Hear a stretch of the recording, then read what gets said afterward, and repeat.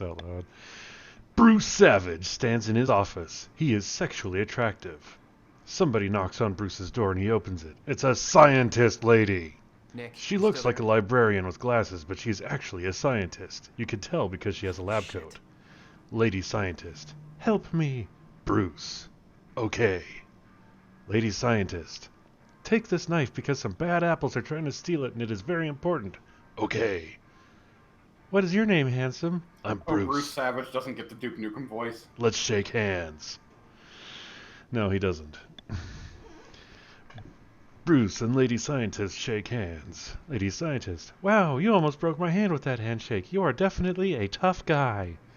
She is impressed with Bruce's strength. She looks at his large biceps like they are delicious pieces of ham, but she doesn't want to eat them. Here's the knife. The Lady Scientist hands Bruce the knife. It looks mostly like a knife, but also like a time machine because it is both a knife and a time machine, but Bruce doesn't know that yet. Goons break through the windows and shoot the scientist lady. She dies. Avenge me. Okay. Bruce kills the goons with his legs by doing lots of kicking at them. They are dead real quick. Looks like I got a leg up on you guys. The audience probably laughs here, so Bruce waits to deliver his next line for around 5 seconds so that everybody has calmed down. What is so special about this knife? Bruce stabs the knife into his chair. The chair disappears. The chair disappeared! He looks back at a picture on his wall, which is a big photograph from 1932 with lots of people from 1932 in it. Bruce's chair is in the picture. Interesting. My chair traveled back in time to 1932 when I stabbed it. When I stab things, they travel through time. That explains why this knife looks like a knife, but also like a time machine, because it is both. Bruce's real goofy friend from across the hall runs into the room. He trips on something on the floor. His name is Slabo. He isn't as fat as his name sounds. Slabo. Oh yeah! That is Slabo's catchphrase, and he says it in a real funny way. Scientist lady. Bruce, you saved my life. The scientist lady was only faking being dead. Scientist lady. Are you married? Bruce. Only to my job. Scientist lady. I find that attractive, but also respectable. She kisses Bruce's cheek. Slavo. What about my cheek? Aw, man. That is Slavo's other catchphrase, which he says in a different but equally funny way.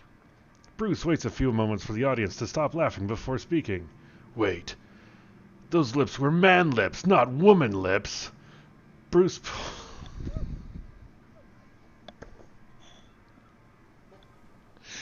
Bruce pulls off the scientist lady's wig. She is actually Bruce's boss, Paul Marine. Paul Marine is a douche. My boss. But why? Paul Marine.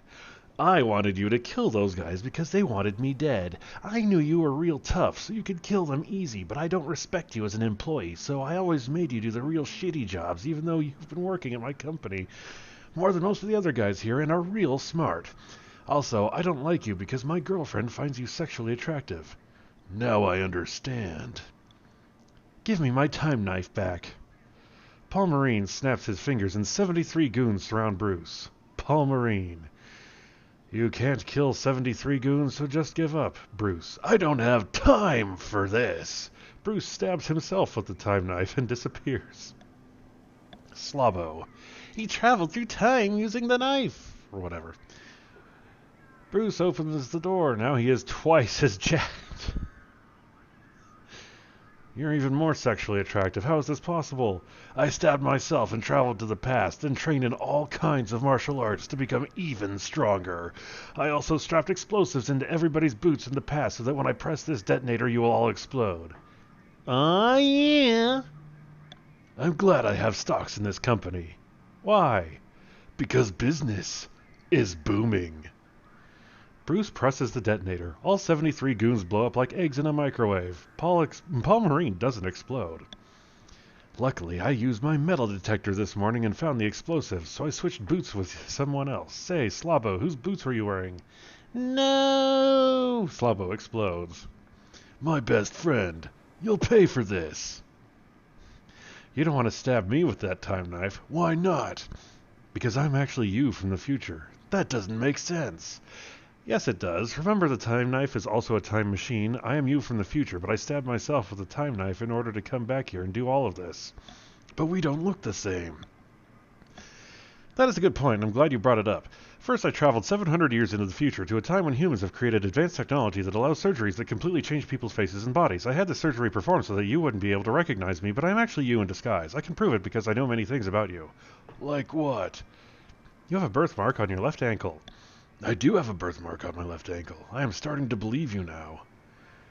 You should, because even though I have a new body, that I kept the birthmark on my ankle so that when I met you I could prove that I was actually you from the future. I will show you.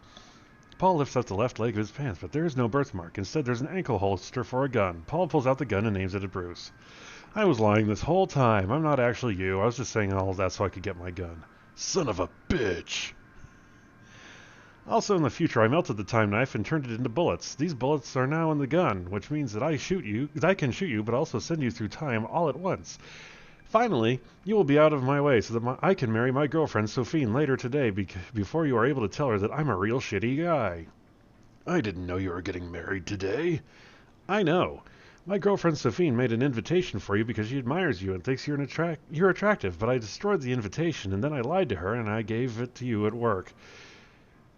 But now I am here to give you a different invitation. To your funeral. Paul Marine shoots at Bruce. Slavo jumps in front of Bruce. No! Slavo wasn't actually dead. He jumps in front of the bullets and is shot several times. Now he's actually dying. Avenge me! Okay. Bruce goes to attack Paul Marine, but now Paul Marine has disappeared. He's gone! Slavo is dying on the ground, covered in blood. His body is red like a hot dog covered in lots of ketchup. You must stop the wedding. You are totally a better guy and clearly more attractive than Paul. You should be dating his girlfriend Sophine. Slavo dies. Bruce just sits there next to Slavo for a while because many people will be crying at this point. He eventually gets up. Looks like I'm going to a wedding after all. He holds out the time knife. Somebody's gotta cut the cake. Cut the cake means he's going to kill Paul. The audience will understand because of the way the actor says it. It's a real intense moment. Bruce puts on his shades. End of Act 1. Good